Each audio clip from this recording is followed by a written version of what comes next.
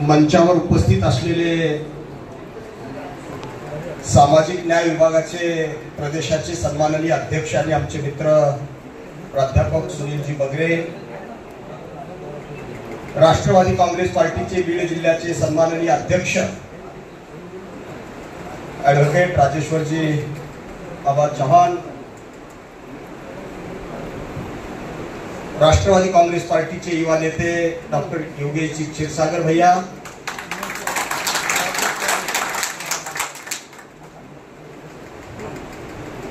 जिल्ह्याचे उपाध्यक्ष आदरणीय बबनरावजी गवते बापू, त्याचबरोबर अविनाश भाऊ नायकवाडे,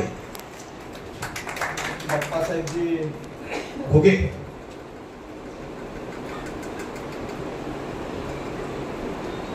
बीड तालुक्याचे अध्यक्ष सन्माननीय उबाळे साहेब, युवक आघाडीचे अध्यक्ष युवकांचे अध्यक्ष विजयसिंह बाळा बांगर, महिलांच्या अध्यक्षा प्रज्ञाताई,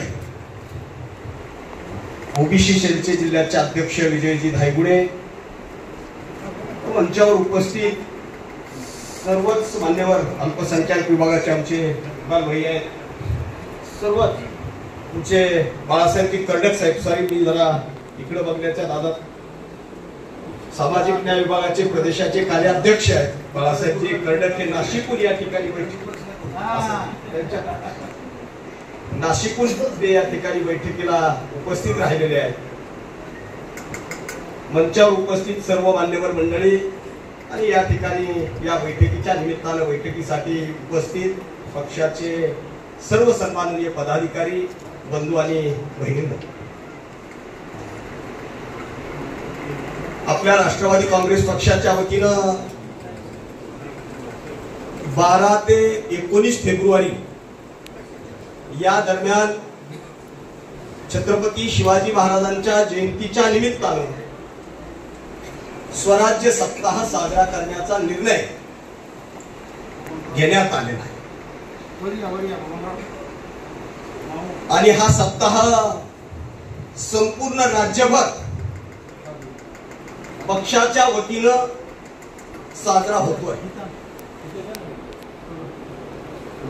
हा सप्ताह कशा पद्धतीचा असणार आहे, या सप्ताहाच्या अंतर्गत कुठले कुठले उपक्रम असणार आहे, या संदर्भातली अतिशय इत्यंभूत अशी माहिती आपल्या जिल्ह्याचे अध्यक्ष राजेश्वर आबा यांनी दिलेली आहे आणि म्हणून मी त्या गोष्टींची पुन्हा या ठिकाणी उजळणी करणार नाही.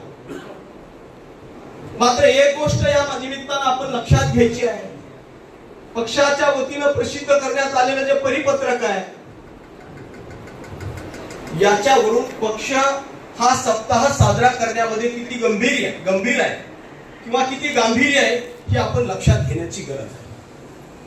हा सप्ताह केवळ सोपस्कारासारखा झाला नाही पाहिजे, इव्हेंट टाईप नाही, तर खऱ्या अर्थानं पक्षाची जी भूमिका आहे हा सप्ताह साजरा करण्यामागची, आत्ताच तुमचे मित्र सांगत होते भारतीय जनता पार्टीचं जसं घरघर अभियान आहे तसं या अभियानाच्या या सप्ताहाच्या माध्यमातून या सप्ताहाच्या निमित्तानं आपला पक्ष प्रत्येक माणसापर्यंत पोहोचला पाहिजे ही भूमिका यात.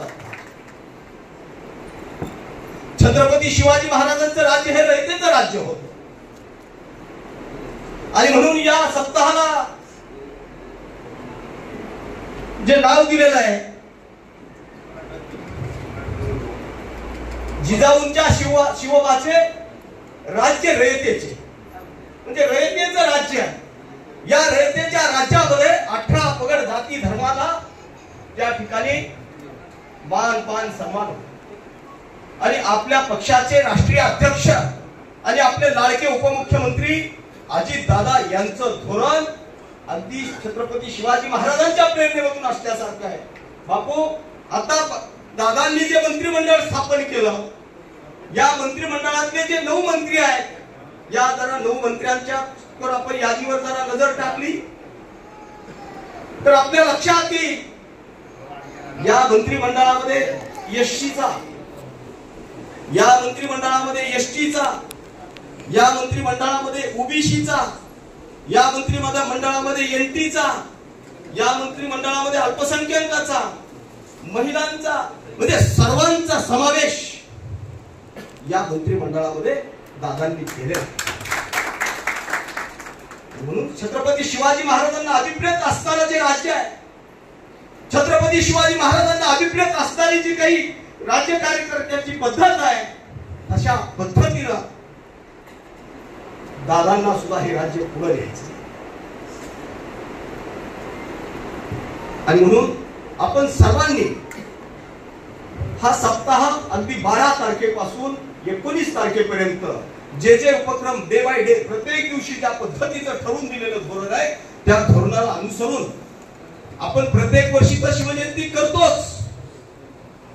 मात्र यावेळेस डॉक्टर साहेब ही शिवजयंती पक्षाच्या म्हणजे राष्ट्रवादी काँग्रेस पक्ष ही जयंती साजरी करतोय.